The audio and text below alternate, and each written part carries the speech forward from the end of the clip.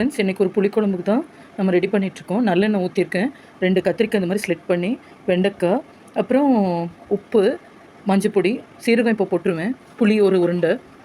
So friends, சீரகம் 1 table spoon, இங்கே பெருங்காயம் வச்சுருக்கேன், இப்போ புதுசாக போட்ட அடிஷனு. புளி நல்லா நார் இல்லாமல் ஏற்கனவே வெயிலில் தட்டி வாஷ் பண்ணி வச்சுருக்கேன் friends. Chilli flakes.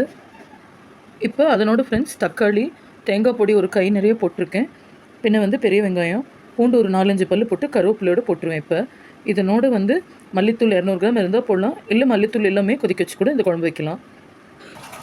So friends, இதுக்கு ஒரு 4-5 பல் பூண்டு போட்டுவிடுவேன். இப்போ வெட்டினது மணக்க கருவேப்பிலை போட்டு லாஸ்ட்டாக கொதிச்சுட்டுருக்கு ஃப்ரெண்ட்ஸ். இப்போ குழம்பு 10 நிமிஷத்தில் ஆயிரும். சாப்பாடோட காமிக்கிறேன்.